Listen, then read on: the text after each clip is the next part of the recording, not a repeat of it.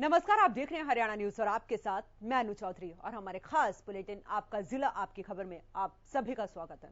तो भीषण गर्मी को देखते हुए हरियाणा सरकार ने राज्य के स्कूलों में गर्मी की छुट्टी का ऐलान कर दिया है, जिसके लिए नोटिफिकेशन भी जारी कर दी गई है। वहीं इसे लेकर शिक्षा मंत्री कंवरपाल गुर्जर ने जानकारी देते हुए बताया कि 1 जून से 30 जून तक सभी सरकारी और निजी स्कूलों में गर्मी की छुट्टी घोषित कर दी गई है और ये आदेश शिक्षा विभाग की ओर से जारी किया गया है। इसके साथ ही शिक्षा मंत्री ने कहा कि सरकार की ओर से जो टैबलेट बच्चों को दिए गए हैं उनके जरिए छुट्टियों में 10वीं से 12वीं की कक्षाएं ऑनलाइन चलती रहेंगी। ये 1 जून से 30 जून तक बच्चों की छुट्टियां रहेंगी और उसके बाद स्कूल लगेंगे। और ये छुट्टियां जो हैं वो सरकारी और जो प्राइवेट स्कूल हैं सभी स्कूलों में छुट्टियां रहेंगी। हमने एक निर्णय लिया कि जो छुट्टियां हैं उसमें ऑनलाइन एजुकेशन देने का काम जो है वो करेंगे। उसका कारण एक तो ये भी है कि अभी बच्चों में भी काफ़ी उत्साह है और वो भी टैब को चला के देखना चाहते हैं, उस पर काम करना चाहते हैं। और टीचरों को भी हमने टैब उपलब्ध कराए हैं, उनका भी अच्छा मन है। और मैं समझता हूँ इस 1 महीने में जहाँ कोरोना की वजह से पढ़ाई के मामले में काफ़ी नुकसान हमारे बच्चों का है, तो कुछ उसकी भी पूर्ति होगी और कुछ एक थोड़ा सा जिस प्रकार से आम भाषा में कहते हैं हाथ खुलने की बात है, थोड़ा सा हाथ भी बच्चों का खुलेगा उस पर।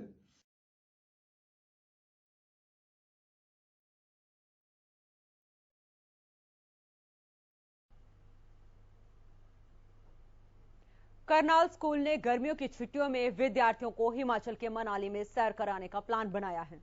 दरअसल राजकीय स्कूलों में पढ़ने वाले 9वीं से 12वीं के विद्यार्थियों के लिए हिमाचल के पहाड़ों में एडवेंचर कैंप में सैर कराने का प्लान बनाया गया है। ये कैंप 5 दिन का होगा। शिक्षा विभाग ने पत्र जारी कर स्कूलों को आदेश दिए हैं कि प्रत्येक ब्लॉक से 20 प्रतिभागी एडवेंचर कैंप में हिस्सा लेंगे। इसमें 9 लड़के और 9 लड़कियां सरकारी स्कूलों से 1 पुरुष और 1 महिला शिक्षक शामिल होंगी। जिले से 108 विद्यार्थी और 6 पुरुष और 6 महिला टीचर कैंप के लिए शामिल होंगे। पिछले 2 वर्ष से किसी प्रकार का कोई एडवेंचर या किसी प्रकार का भी कोई कैंप नहीं लगा था। ये विशेष रूप से हमारे 9वीं से 12वीं कक्षा में पढ़ने वाले बच्चों के लिए लगाया जा रहा है और हर खंड से 9 लड़के और 9 लड़कियों को छांटा जाएगा। इसके लिए छांटने की प्रक्रिया या तो गत वर्ष की जो कक्षा थी उसमें बच्चे मेरिटोरियस रहे हों, बच्चों ने बहुत अच्छा प्रदर्शन किया हो एग्ज़ाम्स के अंदर या किसी अन्य गतिविधि के अंदर, डिस्ट्रिक्ट लेवल पर, स्टेट लेवल पर किसी भी प्रकार की कोई परफॉर्मेंस है, चाहे वो कल्चरल है, चाहे वो आर्ट की है, उसमें जिन बच्चों ने उम्दा प्रदर्शन किया है उन बच्चों का सिलेक्शन करके इस कैंप में भेजा जाएगा। हमारे 6 खंड हैं करनाल में, तो 6 खंड से हर एक खंड से 18-18 बच्चे और उनके साथ 2-2 एस्कॉर्ट टीचर्स हमारे साथ उनके जाएंगे। और मुझे जैसा पता चला है कि सरकार हमारे सरकारी बच्चों के लिए एक एडवेंचर जो कैंप है वो आयोजित कर रही है और मैं इसके लिए शिक्षा विभाग का जो है बहुत ही तहे दिल से शुक्रिया अदा करती हूँ। मैं माननीय श्री कंवरपाल गुर्जर जी जो कि हमारे शिक्षा मंत्री है, माननीय मुख्यमंत्री श्री मनोहर लाल खट्टर जी का बहुत बहुत जो है धन्यवाद करती हूँ कि उन्होंने हमारे इन बच्चों को भी मौका दिया है अपनी प्रतिभा को उजागर करने का और अपनी प्रतिभा को दिखाने का।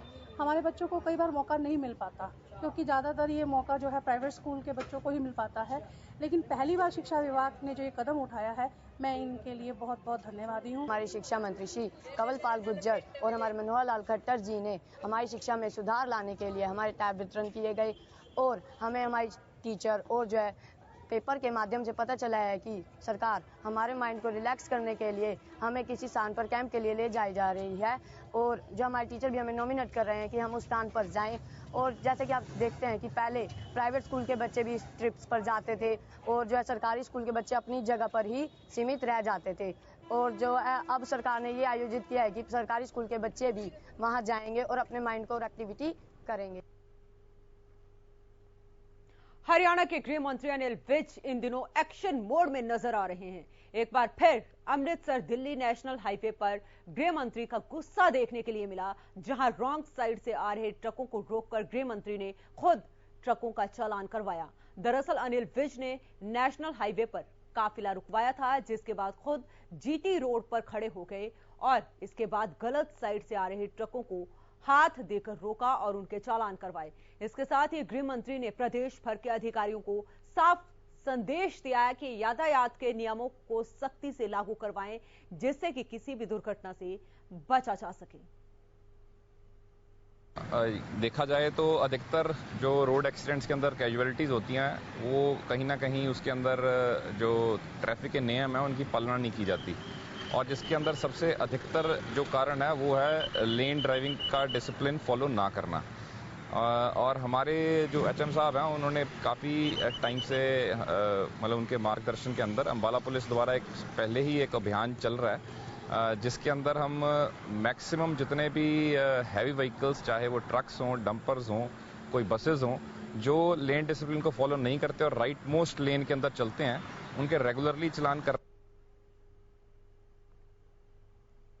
सिरसा के ओड़ा में सीएम की प्रस्तावित प्रगति रैली भीड़ का नया इतिहास रचेगी, यह दावा वरिष्ठ नेता बीजेपी के गोविंद कांडा ने किया है। दरअसल बीजेपी नेता गोविंद कांडा आज सिरसा में कार्यकर्ताओं को संबोधित कर रहे थे। इस दौरान गोविंद कांडा ने कहा कि 29 मई को ओड़ा में होने वाली मुख्यमंत्री मनोहर लाल की प्रस्तावित प्रगति रैली बेशक जिला स्तरीय है, लेकिन भीड़ के लिहाज से ये रैली प्रदेश की सबसे बड़ी रैली साबित होगी। साथ ही बीजेपी नेता गोविंद कांडा ने यह भी कहा कि इस रैली के माध्यम से मुख्यमंत्री सिरसा जिले को करोड़ों की सौगात भी देंगे। आपको बता दें कि 29 मई को सिरसा के ओड़ा में होने वाली प्रगति रैली को लेकर बीजेपी नेता गोविंद कांडा लगातार एक्टिव मोड में हैं और अब तक कार्यकर्ताओं के दर्जनों बैठकें ले चुके हैं।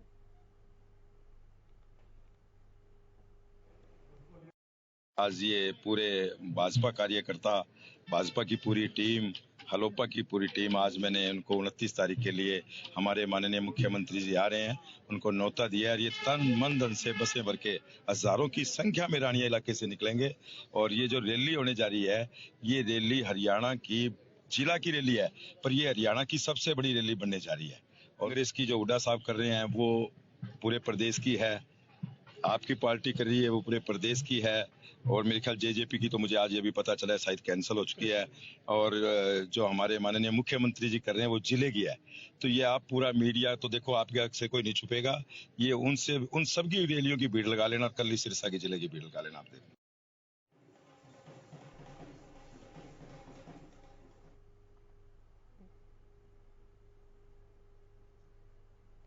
हरियाणा में निकाय चुनाव की रणभेरी बच चुकी है। ऐसे में राजनीतिक सरगर्मियां भी तेज हैं। इधर ऐलनाबाद से 5 बार विधायक रहे भागीराम के पुत्र ने भी बीजेपी का दामन थाम लिया है। पूर्व मंत्री भागीराम के पुत्र एडवोकेट सुरेंद्र कुमार बीजेपी कार्यालय में बीजेपी नेता गोविंद कांडा की मौजूदगी में बीजेपी में शामिल हो गए हैं। पूर्व सहकारिता मंत्री मनीष ग्रोवर ने सुरेंद्र कुमार को विधिवत रूप से बीजेपी ज्वाइन करवाई है।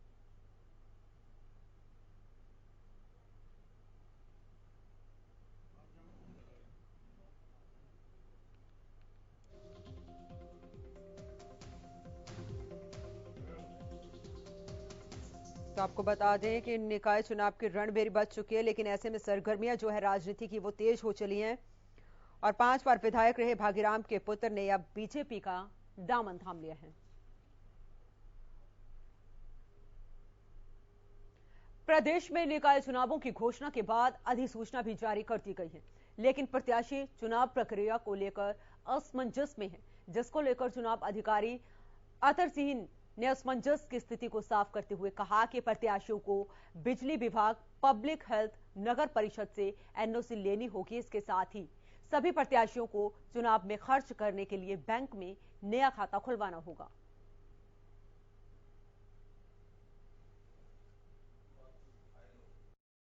एनओसी तकरीबन जैसे बिजली विभाग है, पब्लिक हेल्थ है, नगर परिषद है, बैंक है सरकारी, तो इनसे एनओसी को जरूरत पड़ेगी। हाँ जी, एक ये बैंक में अपना नया अकाउंट खुलवा के उसमें जो पैसे जो खर्चने होते हैं लिमिट के अंदर, तो उसमें क्या खर्चा है, क्या कैसे खर्चा, तो उसमें नया अकाउंट वेबसाइट पे भी सारी term and condition election commission की उस पर पड़ी है। कोई और हिदायत है तो देख सकते। कृषि एवं किसान कल्याण विभाग पलवल के उप निदेशक डॉक्टर पवन कुमार शर्मा ने कहा कि पलवल जिले में 10,245 हेक्टेयर भूमि में मूंग की खेती की जा रही है। मूंग की खेती को बढ़ावा देने के लिए किसानों को मूंग का बीज निःशुल्क प्रदान किया जा रहा है। उन्होंने किसानों से अपील करते हुए कहा कि किसान मूंग की खेती करें। के लिए भी हमारे पास अभी तक 10,945 हेक्टेयर के आसपास का एरिया किसानों ने मूंग की बिजाई की है और अब जो खरीफ के सीजन के लिए भी मूंग का बीज आ चुका है, जो किसानों को हम मिनी किट उपलब्ध करवाएंगे फ्री ऑफ कॉस्ट। मेरा किसान भाइयों से यही अनुरोध है कि अब जो किसान भाई मूंग की बिजाई करेंगे वो मेरा पानी मेरी विरासत के अंतर्गत अपनी फसल रजिस्टर्ड कराएं ताकि 7,000 रुपये का अनुदान किसानों को मिल सके। सिरसा में पशुओं के लिए 31वें राउंड के पहले चरण के तहत टीकाकरण अभियान को श्री गौशाला से शुरुआत की गई है। इस मौके पर पशु चिकित्सालय के डिप्टी डायरेक्टर विद्यासागर बंसल ने शिरकत की। इस अभियान के तहत जिले के अलग अलग गांवों में विभाग की टीमों की ओर से 4,63,000 योग्य पशुओं को टीके लगाने का लक्ष्य रखा गया है। वहीं डिप्टी डायरेक्टर ने पशुपालकों से अपने पशुओं को इस बीमारी से बचाव के लिए टीका लगवाने की अपील की है। ये टीका 4 महीने से ज्यादा सभी गाय और भैंस प्रजाति के पशुओं को लगाया जा रहा है। विभाग की अलग अलग टीमों की ओर से गांव के घर घर में जाकर पशुओं को टीका लगाए जाएंगे।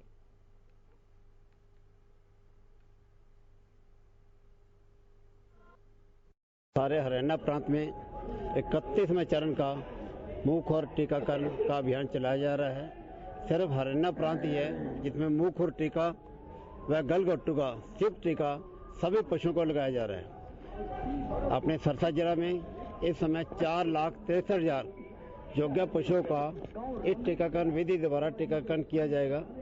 इस टीकाकरण के दौरान मेन जो हिदायत है 4 माह से कम के बच्चों को ये टीका नहीं लगाया जाता। आज से ये हमने अभियान शुरू किया है, बाकी गौशाला में हमने पहले लगाए हैं और इस टीकाकरण ये ऐसा ही है जैसा अब कोविड का चल रहा है, जिससे यानी कोविड से बचाव किया जा रहा है, या फिर कई सालों से हमारा प्रोग्राम चल रहा है जो एक बूंद जिंदगी की, उसी तर्ज पर ये लगाया गया है। इससे भी यानी वही बात है, जिन पशुओं को ये टीका लग जाता है वो पशु मुख रोग व गलघोटू से बचाव रहता है।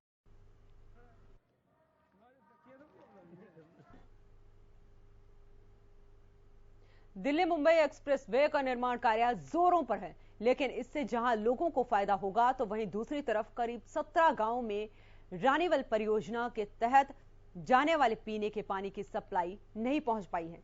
इसको लेकर पब्लिक हेल्थ के अधिकारियों ने लिखित में नहाई के अधिकारियों को शिकायत भी दी है, लेकिन उसके बाद भी अभी तक पानी की पाइपलाइन को दुरुस्त नहीं किया गया है, जिसके चलते लोग भीषण गर्मी में पानी की किल्लत झेल रहे हैं।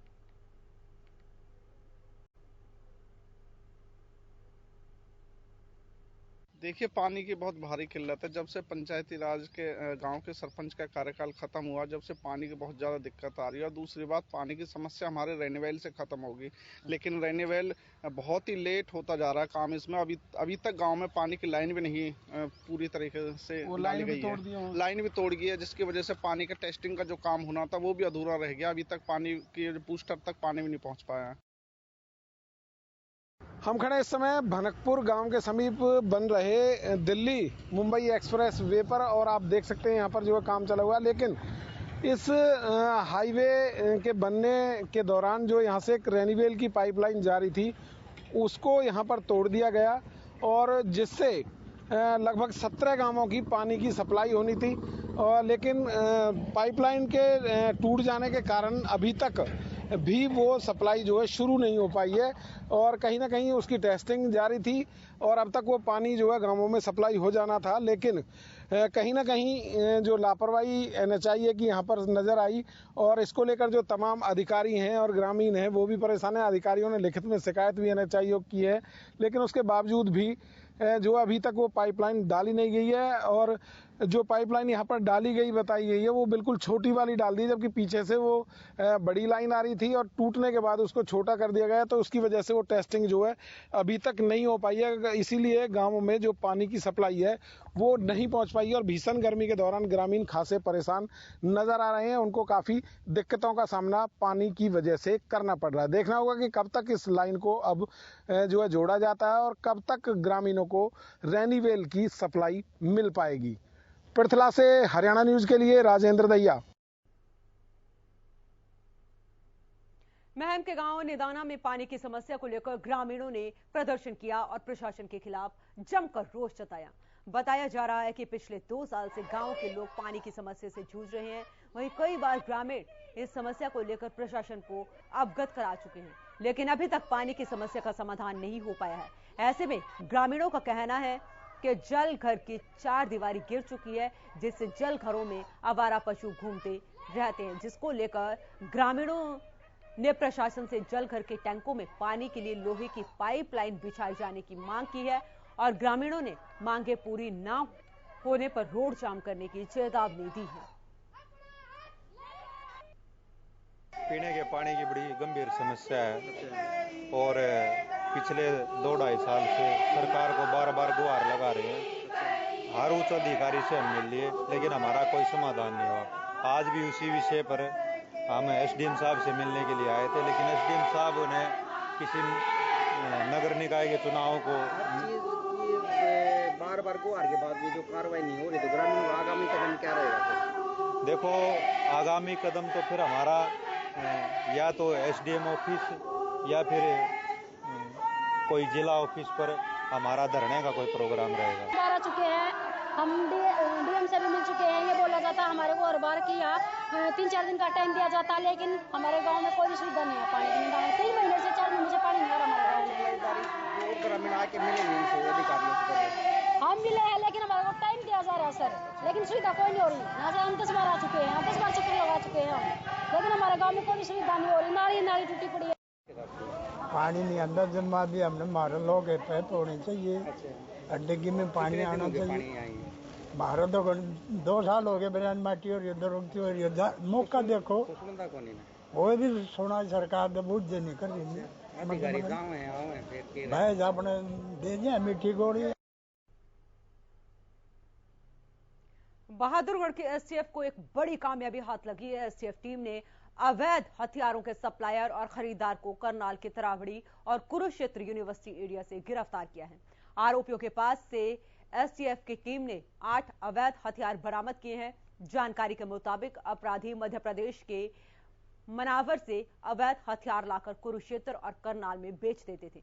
एसटीएफ टीम ने बड़ी कार्रवाई करते हुए मामले में 6 लोगों को गिरफ्तार किया है, जिनका संपर्क बड़े गैंगस्टर्स के साथ बताया जा रहा है।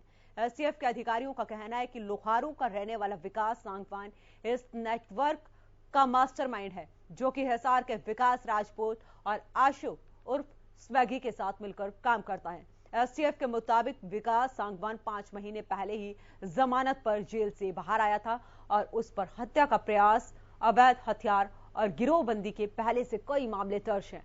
आरोपी खरीदारों से संपर्क करने के लिए इंस्टाग्राम और फेसबुक का इस्तेमाल करते थे।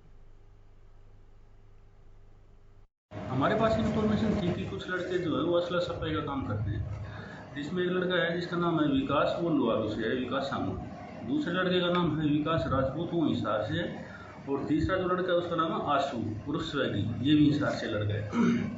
तो इनके बारे में ये खबर थी कि ये एमपी के मनावर से जो है ना वो असला मंगवाते हैं और सप्लाई करते हैं। सप्लाई का इनका बेसिकली जो एरिया था वो कुरुक्षेत्र और करनाल की तरफ का है। तो इसमें इन्फॉर्मेशन कल हमें और डेवलप हुई इन्फॉर्मेशन, जिसमें आया कि ये आज असला जो है सप्लाई करने के लिए वहाँ पे गए।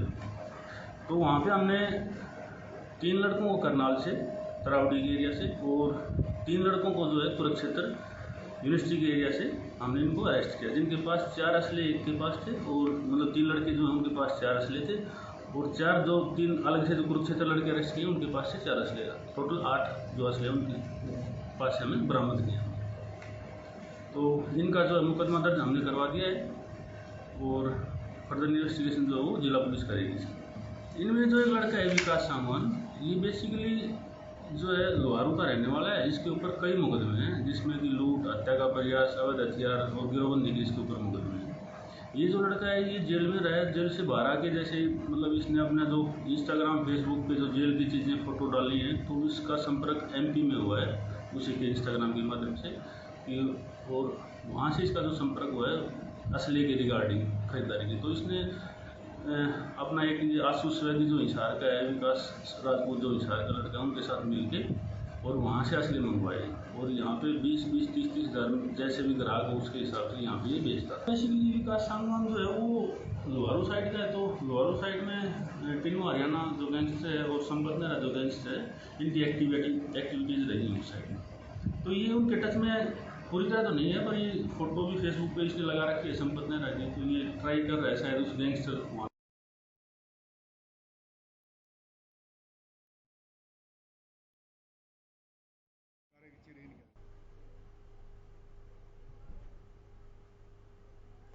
फतेहाबाद के रामनिवास मोहल्ला में 23 मई की रात को हुए जोगेश हत्याकांड के मुख्य आरोपी गुलशन उर्फ कन्नू को आखिरकार पुलिस ने गिरफ्तार कर लिया है। वहीं अन्य आरोपी गुलशन के पिता विनोद, भाई अरुण और दादी को पुलिस पहले ही दबोच चुकी है। आपको बता दें कि हत्याकांड को लेकर शहर वासियों में भारी रोष था और पुलिस को अल्टीमेटम दिया गया था, जिसके बाद SP ने जल्द से जल्द आरोपी को काबू करने का आश्वासन देकर लोगों को शांत किया था। आज DSP सुभाष चंद्र ने बताया कि पुलिस ने आरोपी की तलाश करते हुए उसे हिसार से पकड़ लिया है। आरोपी नशा भी करता था और नशे का व्यापार भी करता था, जिस कारण उस पर NDPS के मामले भी दर्ज हैं, साथ ही मारपीट के भी केस दर्ज है। आपको बता दें कि 23 मई की रात को 10 बजे जोगेश के पुत्र सिद्धार्थ पर आरोपी ने ईंट से हमला कर दिया था, क्योंकि वह बाइक पर लिफ्ट नहीं दे पा रहा था। जब योगेश ने उसके परिवार वालों को उल्हाने देने गए तो उन पर हमला किया गया था। देखिए 23/5/2022 की बात है।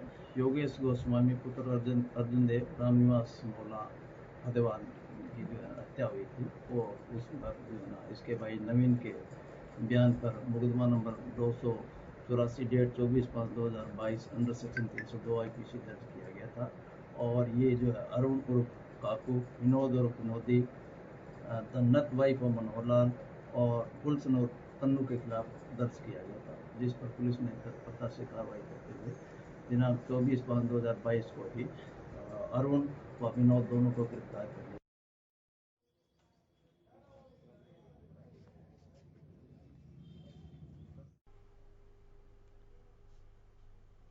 रेवाड़ी में व्यापारी से 50 करोड़ की रंगदारी मांगने और फायरिंग करने के 5 आरोपी पुलिस के हत्थे चढ़ चुके हैं। दरअसल इस पूरे मामले को लेकर बावल कस्बे के व्यापारियों में पुलिस प्रशासन के खिलाफ रोष पनप रहा था। बुधवार को व्यापारियों की एक बैठक हुई थी, जिसमें पुलिस प्रशासन को 2 दिन में बदमाशों को गिरफ्तार करने का अल्टीमेटम दिया गया था। इस गैंग का सरगना अभी भी पुलिस गिरफ्त से बाहर बताया जा रहा है। पुलिस ने उसकी तलाश में कई टीमों को संभावित ठिकानों पर दबिश देने के लिए भेजा हुआ है। साथ ही पुलिस ने गिरफ्तार किए गए आरोपियों के कब्जे से देसी कट्टा और चाकू भी बरामद किए।